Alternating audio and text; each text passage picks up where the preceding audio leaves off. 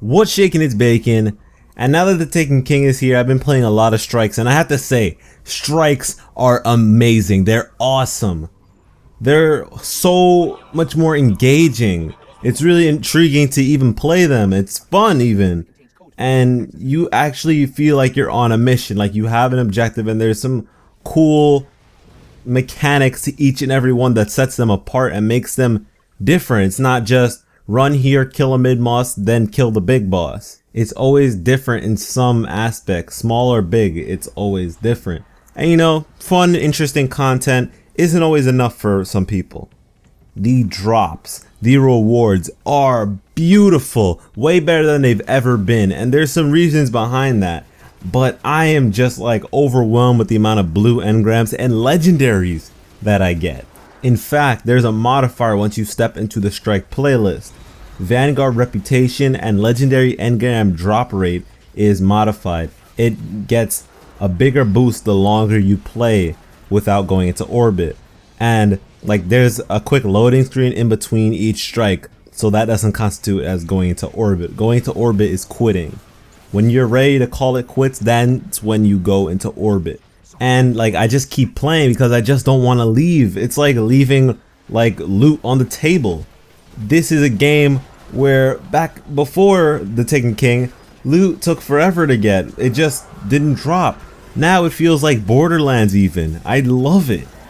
And playing like half, not even just half, 1/3 of the amount of strikes I would do in a row in the past has given me the same amount of engrams. But the thing is, because of that increased legendary engram drop rate, I'm getting legendary engrams like nothing, really quick, back to back to back.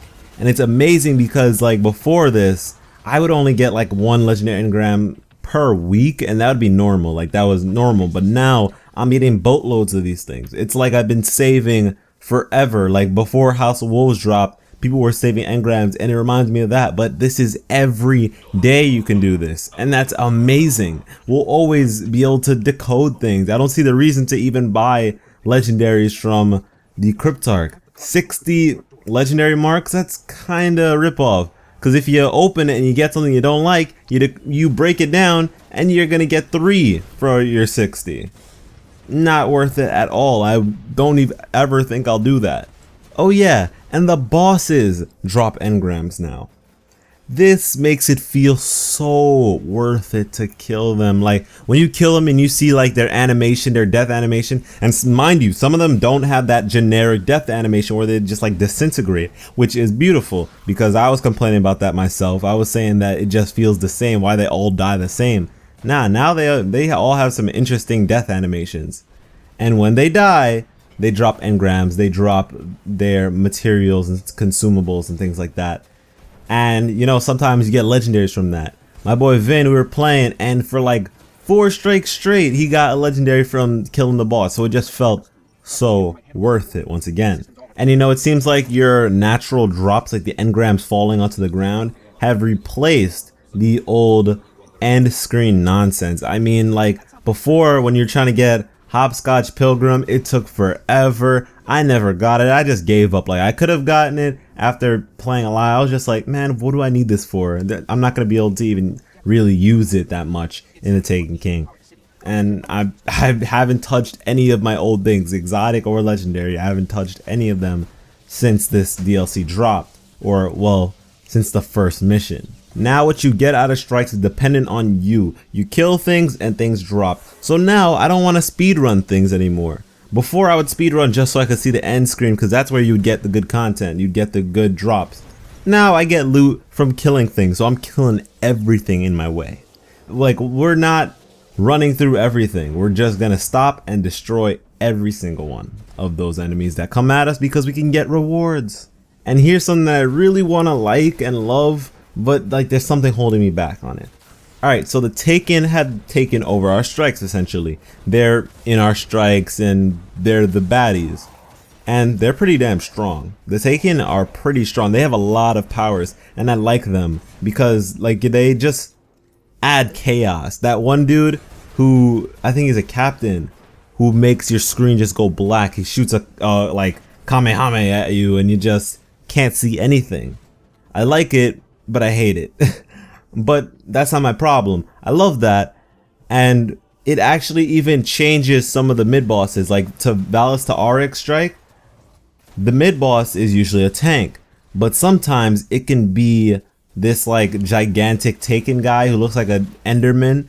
It's really cool, and I was so fascinated when I first saw him. I was like, oh my god, whoa, you didn't have to do this, Bungie, but I'm glad that you did. And one thing you'll only have noticed if you've played the strike before, you have a friend you're talking to, or you did the strike multiple times, is that there are different audio cues. The characters in the story that speak to you don't always say the same things in these strikes. For example, on the new Rasputin strike, where you face off against that Saber 2 guy, when you face him, the ghost could be saying that Rasputin is living the life as an AI.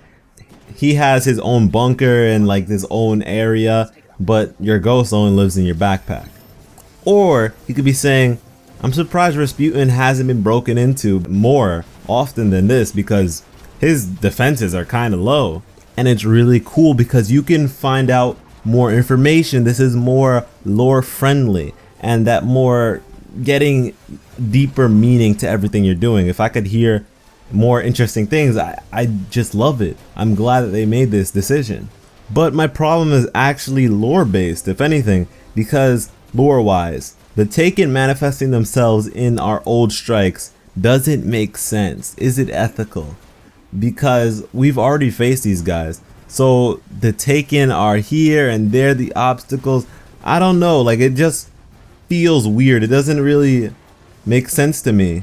Like say if we were to put all our events into a timeline, everything we've done, all our accomplishments, is it corrupted by the Taken? And when it comes to timeline altercations, I would expect it to be the Vex, you know? I thought that, okay, they were going to revisit this whenever they decide to do some Vex stuff. But that's not the case. They decided to add Taken. I mean, I like it. I like the changes. But it's just like, when it comes to the lore, I'm kind of iffy. I'm just like, should they really have done this? Or could they have done this a different way? Like in the missions, we have the echoes of Oryx, and we even see an echo of Crota, someone who's dead. So why not an echo? I mean, they could really push it. If they really wanted to push it, they could. The ghost even mentions when Sephix Prime was our biggest threat to the city. But the fact that they are Taken before Sephix, and we killed Sephix before Crota, and after Crota came, Oryx came, it just like messes it all up. I feel like they need some cleaning up when it comes to that. But besides that, I love this all. I love what they've done for strikes, and as a Crucible player, I can respect this. This is a great change, and I am going to be striking it up a lot more frequently now. I played strikes a lot, but now that it's more favorable to me playing a lot, whoo, you know what I'm doing. Tell me how you guys feel about these strikes.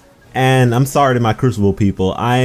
Right now, in this moment, this very moment, it's all about PvE. PvE is important in the beginning of any DLC, and that's the best way to get yourself prepared. So I'm preparing. I'm not that focused on getting the new exotics that fast. I'm just trying to be able to do that raid day one. I want to be prepared and ready for that raid. I don't want to be the guy who's holding others back because he's too low in light level. I want to be ready. But after I do hit that raid, it's time, baby. It is time for all those promises to come into fruition. I know you guys been waiting on it, and I'm ready to deliver. I've been waiting on it myself. So I hope you guys are ready for that. And I also hope you'll like, subscribe, all that jazz, and I'll catch you in the next one.